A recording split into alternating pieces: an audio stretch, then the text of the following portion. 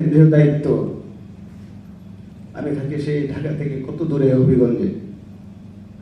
আমি যদি আমার আস্থা বাঁধার সহযোগিতা না পেতাম তাহলে এত দূর আসা সম্ভব ছিল না। বিশেষ করে কয়েকজনের নাম না বললেই নয়, আমার একান্ত কাছের যিনি সাধারণ সম্পাদকের দায়িত্ব পালন করেছেন 2টা টার্ম আমার সাথে, অনেক পরিশ্রম করেছি। আমি যদি কখনো কোনো আকাঙ্ক্ষা পেশ করেছি, ওনারা ঝাঁপিয়ে পড়েছেন এটাকে বাস্তবায়ন করার জন্য। এবং এই সেশনে যাকে সাংগঠনিক সম্পাদকের দায়িত্ব দেওয়া হয়েছিল, তিনি আলহামদুলিল্লাহ পুরা দেশব্যাপী বারবার সফর করেছেন, কর্মীদেরকে উজ্জীবিত করার চেষ্টা করেছেন। আমি তার কৃতজ্ঞতা আদায় করছি।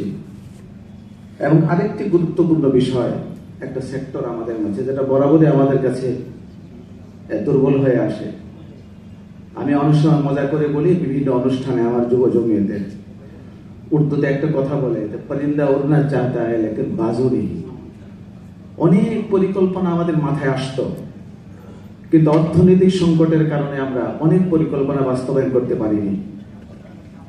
কিন্তু এই সেশনে আমরা এমন একজন অর্থ সম্পাদক পেয়েছিলাম, যিনি রিপোর্ট পোষ করেছেন, নরসিংদীর সন্তান জনাব মৌলানা আখতারুজ্জামান সাহেব। তিনি আলহামদুলিল্লাহ এত সুন্দর করে আমাদের এই অর্থ সম্পাদকের দায়িত্ব পালন করেছেন, যে কারণে আমাদের অর্থের বিষয়টা আলহামদুলিল্লাহ অনেকটা শক্তিশালী হয়েছে। এরকম বলতে গেলে অনেক কথা আসবে। আমি শুধু আমার পিছনের ফেলে আসা দিনগুলো, এগুলো খুব বারবার মনে পড়ছে। কত জায়গায়, কত ভ্রমণ, কত সফর, কত জায়গায়। আমি যখন দায়িত্ব গ্রহণ করেছি, আলহামদুলিল্লাহ আপনারা জানেন, মুরব্বীরাও প্রশংসা করেন। আমি নিজেরটা করতে চাই না, তবে আল্লাহ একটা জবান আমাকে দিয়েছে। অনেক কথা বলতে পারতাম, অনেক বক্তব্য দিতে পারতাম, কিন্তু আমার একান্ত সহযোদ্ধারা জানেন আমার মূল উদ্দেশ্য ছিল, টার্গেট ছিল, আমি সংগঠনটাকে দাঁড় করানো। বক্তব্য পেলে আমি অনেক ফেমাস হতে পারতাম,